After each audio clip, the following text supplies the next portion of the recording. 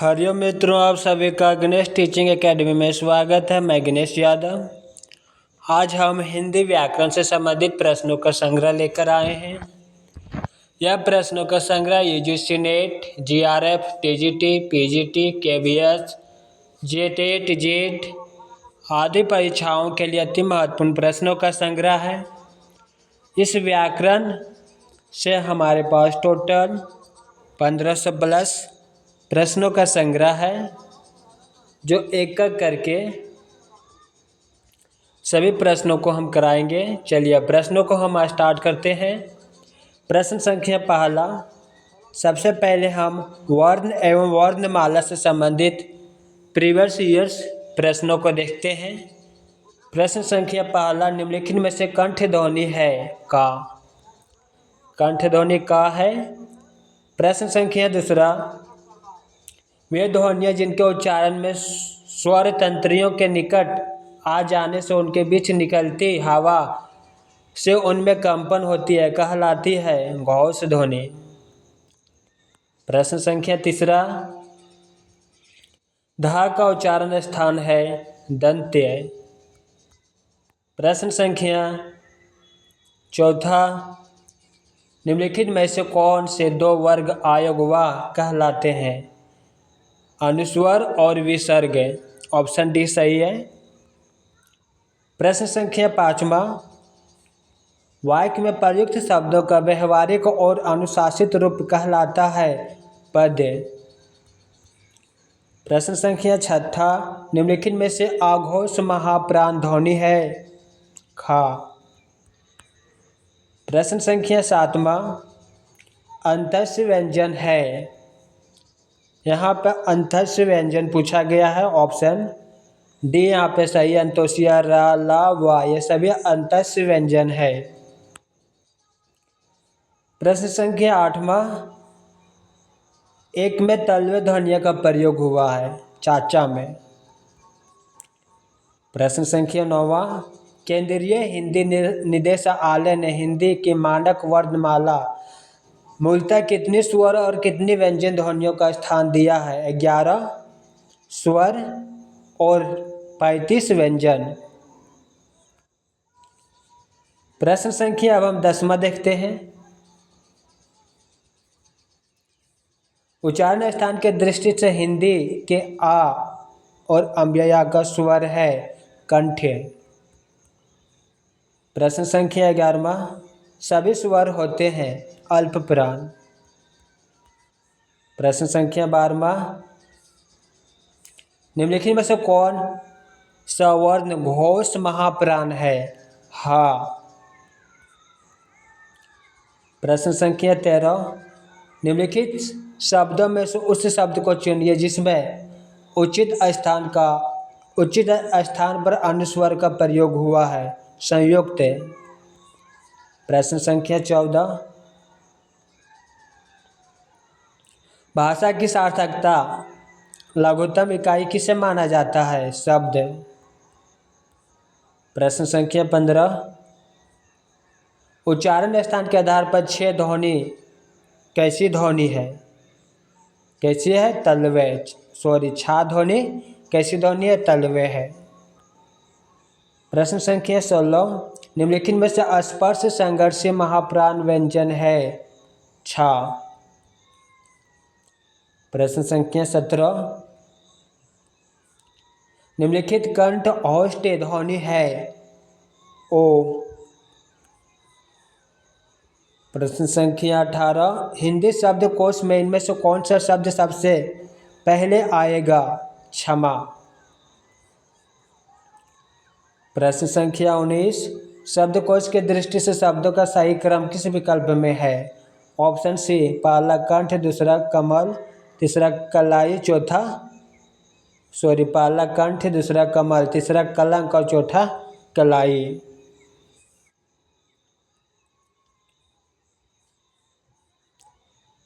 प्रश्न संख्या 20 देखते हैं। शब्दकोश के दृष्टि से शब्दों का सही क्रम किस विकल्प में है? ऑप्शन ए, उत्कंठा, उद्क्षिप्त, उद्योग, उद्वेग। प्रश्न संख्या 21, अर्थ व्यक्त करने वाला सबसे छोटी इकाई है शब्द। प्रश्न संख्या 22, अनुनासिक व्यंजन कौन से होते हैं? वर्ग का पंचम अक्षर। प्रश्न संख्या 23वां,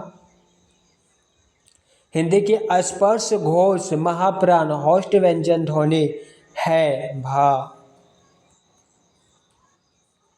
प्रश्न संख्या 24, निम्नलिखित में से कौन सा स्वर संवृत है? छोटा ई। प्रश्न संख्या 25, हिंदी के मूर्धन्य ध्वनियाँ है टा वर्ग टा ठा डा ढा। प्रश्न संख्या 26, निम्नलिखित में होस्ट ध्वनियाँ नहीं है। ऑप्शन ए नहीं, बाकी भा पा और मा ये सभी होस्ट ध्वनियाँ है। प्रश्न संख्या 27, मात्रा स्वर को क्या कहते हैं? समरूप ग्रेफीम।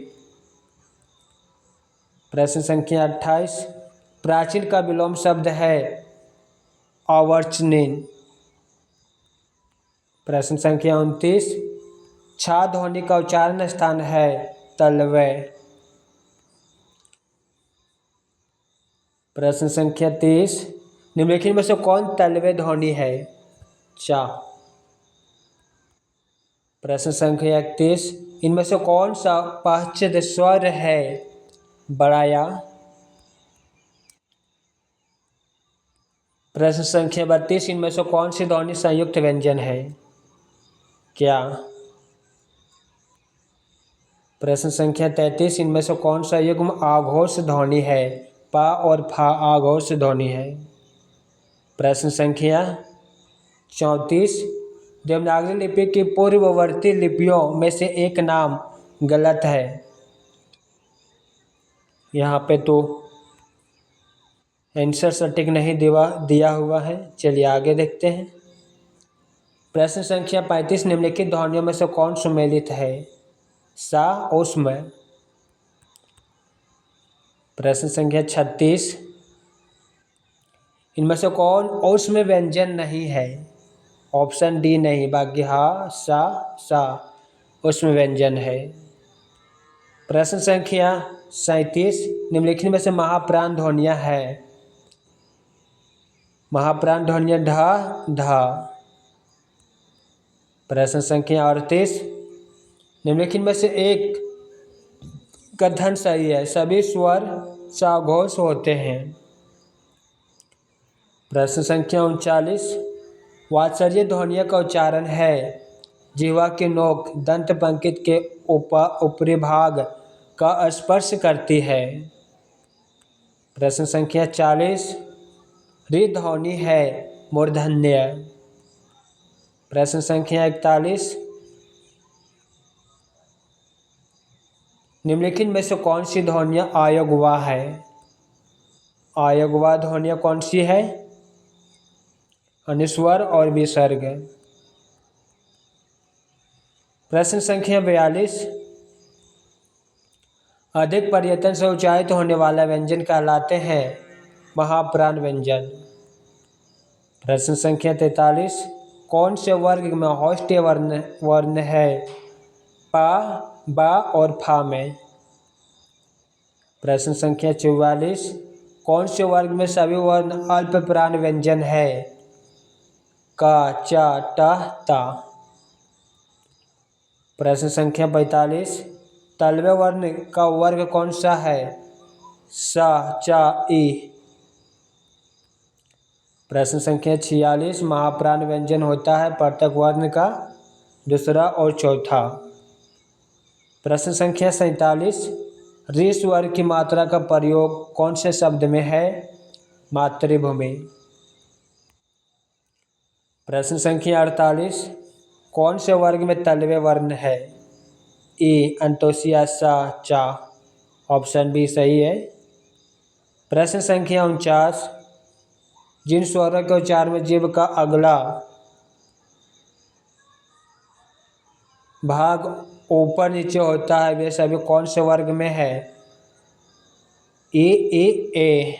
D option. प्रश्न संख्या 50, कंठीय ध्वनि कौन से वर्ग में है? क, ग और हा। प्रश्न संख्या 51, निम्न में से कौन सा अंतस्य व्यंजन है? डी अंतोष्या। प्रश्न संख्या 52, छोटा ई स्वर के उच्चारण में जीभ का कौन सा भाग आवश्यक है? अग्रभाग।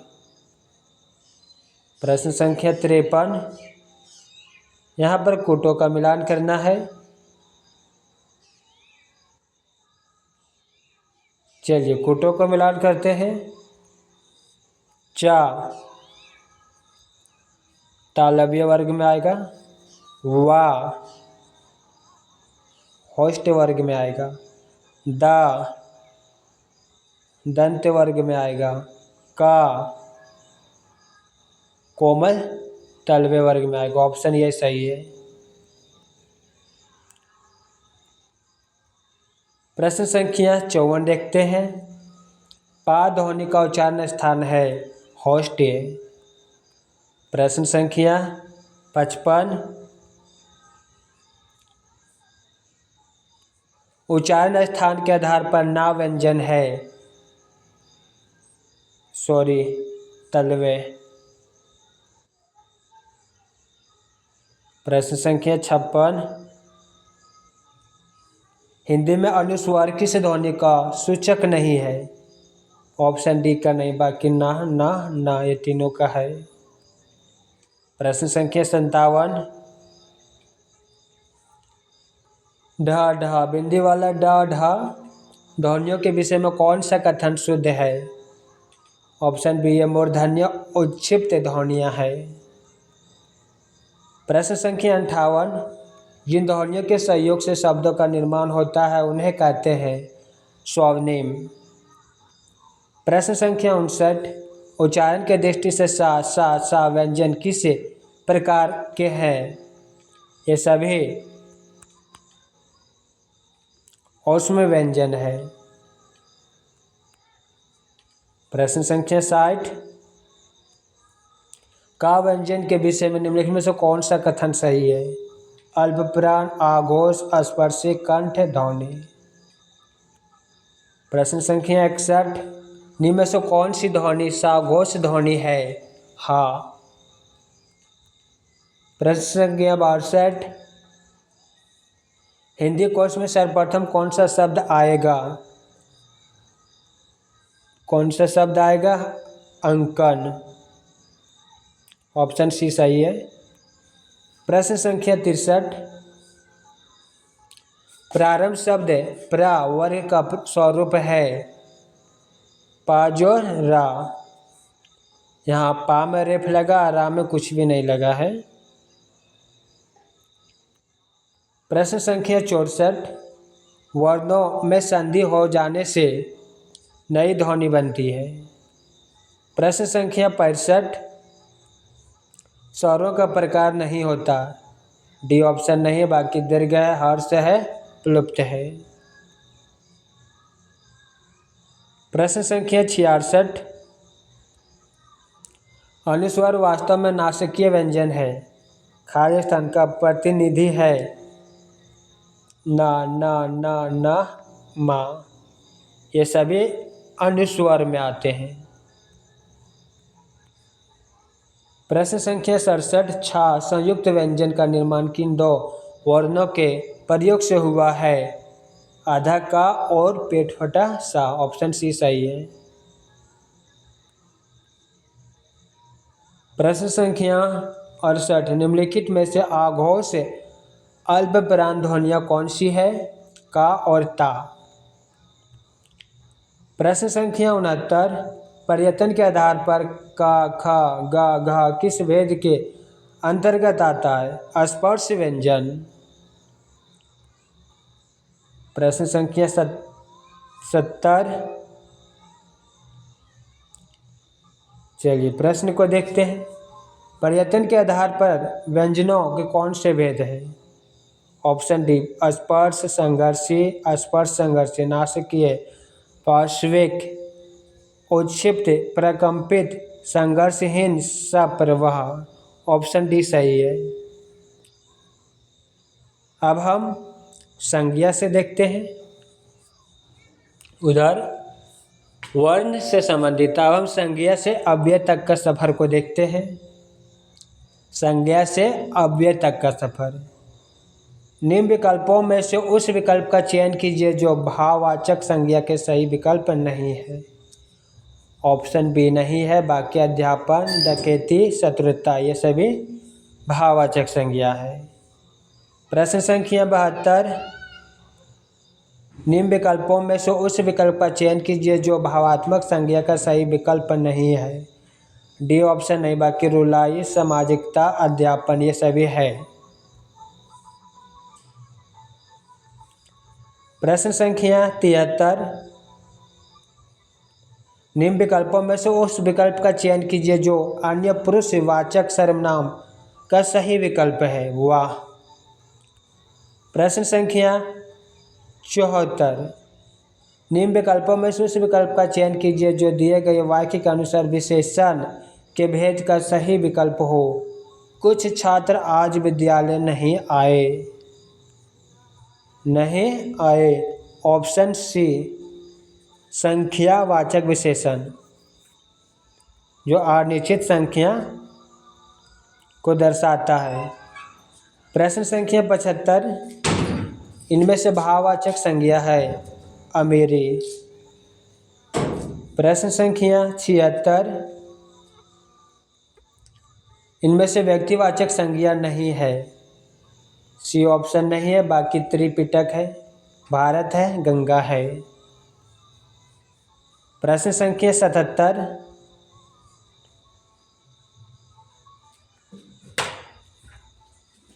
मैंने आम खाया है यह वाक्य किस काल को प्रदर्शित करता है? भूतकाल को। प्रश्न संख्या 78।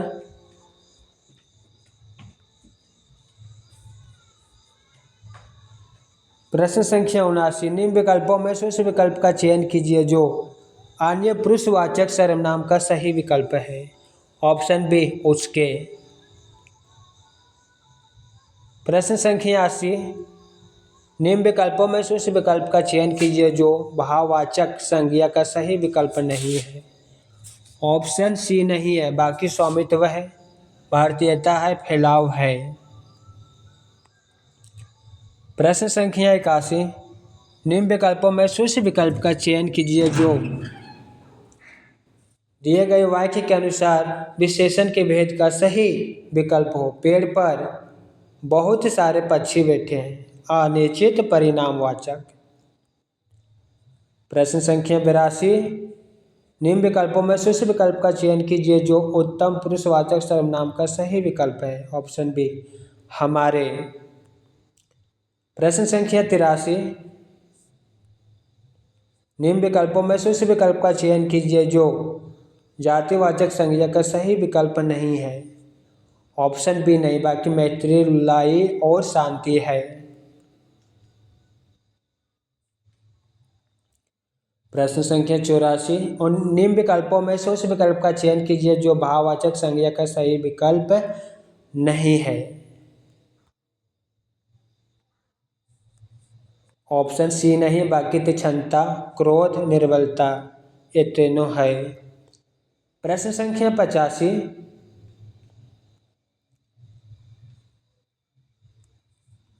निम्न विकल्पों में से उस विकल्प का चयन कीजिए जो दिए गए वाक्यों के अनुसार विशेषण के भेद का सही विकल्प हो। हमारे विद्यालय में पढ़ते हैं, कितने 200 विद्यार्थी पढ़ते हैं, संख्या वाचक विशेषण। प्रश्न संख्या 86। निम्नलिखित वाक्य में कोष्टक में दिए गए शब्दों के उपवाक्य का नाम बताइए। शिखा ने कहा कि वह कल एक नाटक देखने जा रही है। संज्ञा उपवाक्य। क्या वह कल एक नाटक देखने जा रही, संज्ञा उपवाक्य है। प्रश्न संख्या 87।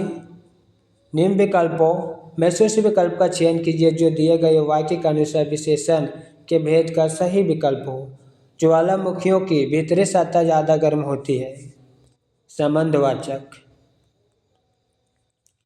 प्रश्न संख्या 88, निम्नलिखित वाक्य में कोष्टक में दिए गए शब्दों का उपवाक्य का नाम बताइए। रुपेश ही प्रथम आएगा क्योंकि वह बहुत मेहनती है।